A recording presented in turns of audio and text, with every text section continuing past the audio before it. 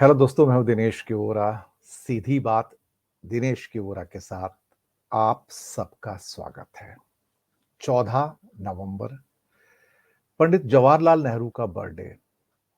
भारत में इस दिन को चिल्ड्रंस डे के रूप में भी मनाया जाता है। तो भारत के बच्चों को बहुत बहुत अभिनंदन, बहुत बहुत बधाई चिल्ड्रन डे के ऊपर। पंडित नेहरू पंडित नेहरू को आज की सरकार ने अगर देखा जाए तो शायद इतना लताड़ा है, शायद उन्हें इतनी बातें कही हैं, गिनना मुश्किल है। कोई भी गलती हो, कोई भी ऐसी भारत में समस्या हो, हर चीज का ठीकरा पंडित नेहरू के सर पर फोड़ दिया जाता है। पंडित नेहरू तो है नहीं इस भारतवर्ष में, अब जिंदा तो नहीं है जो जवाब दे पाए इनकी बातों का। पर कहीं ना कहीं इस सरकार को पास्ट में रहने की बहुत आदत है। इसे भविष्य में देखने की आदत नहीं है। ये पीछे मुड़कर लोगों को कितना लैम्बास्ट किया जा सकता है, ये उतना करती है।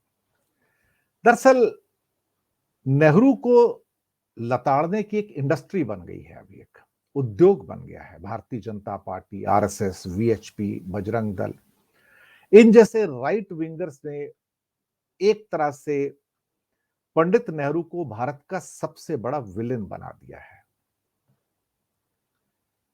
आप सोचिए, जिस देश का बजट शुरुआत में पहले साल में 300-400 करोड़ हो, करोड़ों में रिफ्यूजीज की प्रॉब्लम हो, भूखमरी की प्रॉब्लम हो, देश के सारे शहरों में बिजली तक ना हो, सड़कें ना हो, आप सोच सकते हैं कि वहां की पॉवर्टी की condition, almost 98% people under the poverty line, उस देश को वहां से निकालकर 1947 से 1964 तक लाए, बहुत बड़ी बात है। भारत का academic, scientific, economic, institutional framework सब पंडित नेहरू का दिया हुआ है। पंडित नेहरू की ही अगुवाई के अंदर भारत का संविधान बना, स्वीकृत हुआ, लागू हुआ। ये शायद सबसे बड़ी उपलब्धि। इलेक्शन कमीशन भी तो यही बना, सुप्रीम कोर्ट भी यही बना, ब्यूरोक्रेसी पहले से थी। जो कि विज्ञान प्रेमी व्यक्ति थे, वो कहते थे कि विज्ञान से आगे बढ़ा जा सकता है। सो भाखड़ा नंगल डैम भारत की खेती के लिए उन्होंने बनाया। सबसे बड़े steel plants, Bokaro steel plant और भिलाई स्टील प्लांट पंडित नेहरू ने बनाए। एक रशिया की कोलैबोरेशन से और एक राउरकेला के अंदर देखा जाए तो जर्मनी की और कुछ और देशों की बीच में उनकी सहयोग से। भाभा एटॉमिक सेंटर भी तो उन्होंने बनाया। संगीत नाटक एकेडमी, साहित्य एकेडमी, ललित एकेडमी उन्हीं के हाथों आए। 1954 के अंदर ही भाभा एटॉमिक रिसर्च सेंटर की शुरुआत हुई मुंबई के अंदर। Tata institute of fundamental research, TIFR, उन्होंने स्टार्ट करवाया। भाभा एटॉमिक रिसर्च सेंटर के जिसके प्रणेता होमी भाभा थे, उनको एनकरेज करने वाले पंडित नेहरू थे। 1964 से पहले पहले 5-6 आईआईटीज इंडिया में आके काम करना शुरू कर दिए थे, स्टूडेंट्स आ रहे थे। All India Institute of medical science हो, इंडियन इंस्टीट्यूट ऑफ टेक्नोलॉजी हो, इंडियन इंस्टीट्यूट ऑफ मैनेजमेंट हो, नेशनल इंस्टीट्यूट ऑफ टेक्नोलॉजी हो, सब कुछ तो उन्होंने दिया। Indian agriculture research institute Delhi के अंदर 1958 में उन्होंने दिया। यूनिवर्सिटी ग्रांट्स कमीशन भी तो 1956 में उन्हीं की पैदाइश है। इसके अलावा Indian institute of science Bangalore को 1958 में यूनिवर्सिटी का दर्जा भी तो उन्होंने दिया। 1952 के अंदर सिंदरी का प्लांट बनाया, जो कि फर्टिलाइजर प्लांट था भारत का पहला। 1954 में दवाइयां बनाने के लिए हिंदुस्तान एंटीबायोटिक लिमिटेड, वो भी तो उन्होंने बनाई थी देखा जाए तो। अब जितने बड़े बड़े उस समय के वैज्ञानिक थे, उनके नाम से उनको आगे बढ़ाने के लिए, चाहे वो साराभाई थे, सीवी रमन थे, होमी भाभा, सतीश धवन, एसएस भटनागर, उन सबको प्रोत्साहित किसने दिया? एटॉमिक एनर्जी का डिपार्टमेंट 1954 में स्टार्ट किया। फिजिकल रिसर्च लेबोरेटरी 1947 के बाद तुरंत स्टार्ट कर दी। इसरो जो आज का स्पेस रिसर्च है 1962 के अंदर दूसरे नाम के साथ स्टार्ट करवाया था। Council of scientific and industrial research उन्हीं के टाइम में फ्लोरिश हुआ। 1946 में 1946 में मेडिकल कॉलेज इंडिया में 15 थे, जब वो गए उस टाइम 81 मेडिकल कॉलेजेस थे। स्टूडेंट्स जो सिर्फ 1200 होते थे मेडिसिन में, 10,000 हो गए थे। 10,000 डॉक्टर बन के निकल रहे थे 1965 तक। 1956 के अंदर ही समय की नजाकत को देखते हुए, हेल्थ को देखते हुए, All India Institute of Medical Sciences New Zealand के सहयोग से बनवाया।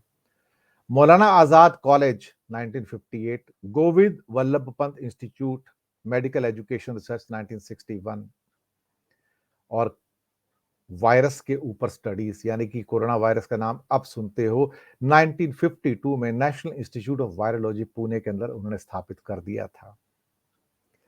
साइंस के अंदर बजट हमारे पास क्या होता था? 300, 400, 500 करोड़ के बजट थे शुरुआत में, बस टोटल इंडिया का बजट इतना था। उसमें साइंस की रिसर्च को उन्होंने 1.10 करोड़ से 1948 से बढ़ाकर 1964-65 तक 85 करोड़ तक लेकर आए। साइंटिफिक और टेक्निकल पर्सनल थे जिनकी संख्या 1950 में 1,88,000 थी, उनको 7,31,000 तक लाए 1964 में। अंडरग्रेड जो इंजीनियरिंग के थे 1950 में 13,000 थे सिर्फ, वो 78,000 हो गए 1964 तक।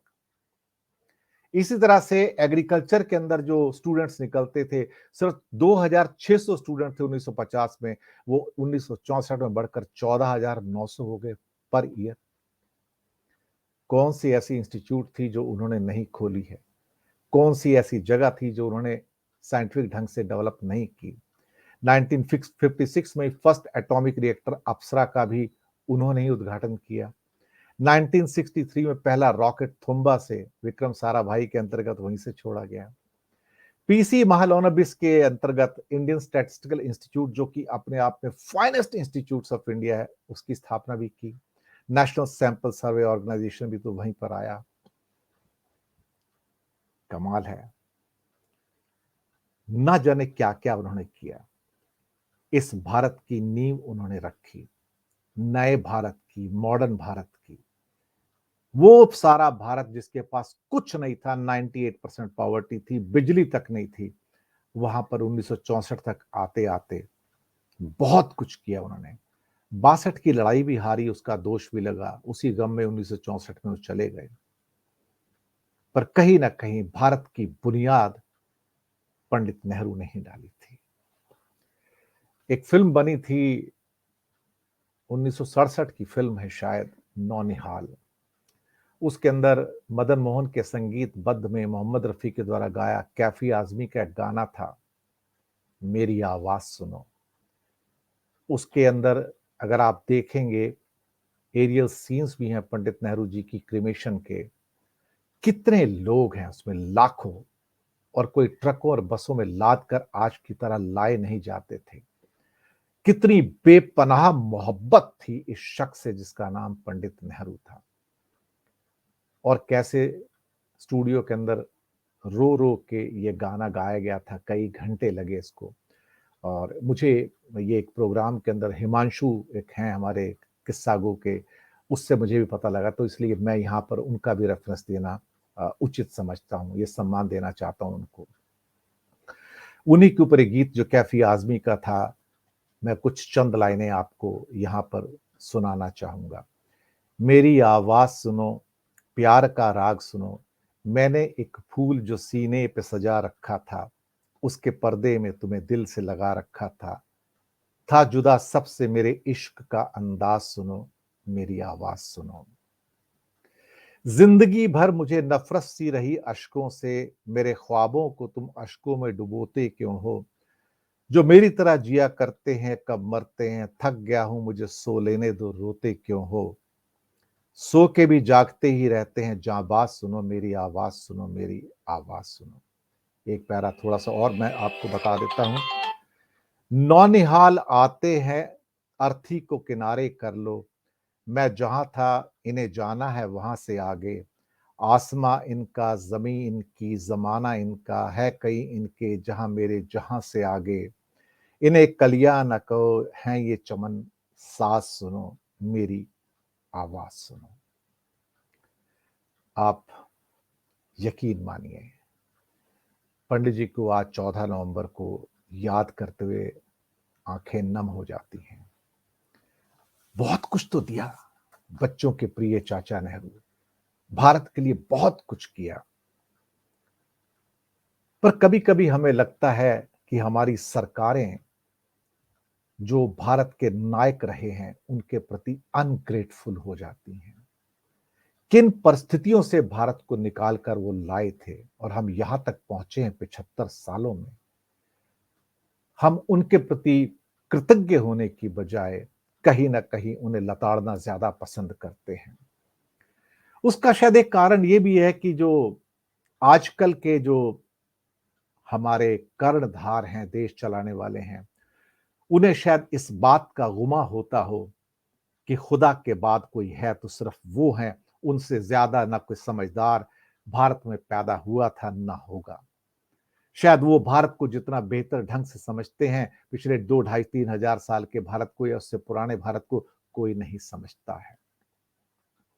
बहुत सारे लोग गलतफहमियों में जीते हैं, जीने दो। बहुत सारे लोग अपने आप को नया खुदा समझते हैं, समझने दो। बहुत सारे लोग समझते हैं कि इस भारत में कुछ नहीं हुआ, समझने दो, कोई बात नहीं। उसी भारत के अंदर पैदा होकर यहां तक पहुंचे हैं। ये कंगना रनौत का भीख की आजादी वाले भारत में हम पैदा नहीं हुए हुए, हम स्वतंत्रता सेनानियों की कुर्बानियों वाले भारत में पैदा हुए हैं, जिसमें सुभाष चंद्र बोस थे, चंद्रशेखर आजाद थे, भगत सिंह थे, गांधी थे, पटेल थे, नेहरू थे, गोखले थे, तिलक थे और ना जाने कितने अनगिनत आजादी के सेनानी थे। हम उस भारत की पैदाइश हैं, इसलिए इस भारत को हमेशा नमन रहेगा।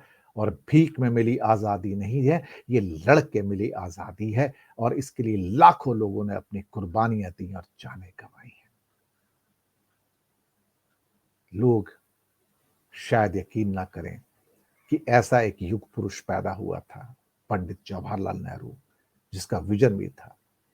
14 साल जेल में रहे, अहमदनगर की जेल में ही डिस्कवरी ऑफ इंडिया जैसा महत्वपूर्ण ग्रंथ लिख डाला, जो आज भी भारत के इतिहास का एक जीता जागता साक्षात उदाहरण है। उन पंडित जी को हमारी ओर से, हमारे चैनल की ओर से, सीधी बात दिनेश के वोरा की ओर से बहुत बहुत नमन। और हम आपके प्रति कृतज्ञ रहेंगे। जो भी आपने किया हमारे देश के लिए, इस देश के लिए, उसके लिए हम कृतज्ञ रहेंगे। पंडित जी को नमन है हमारा।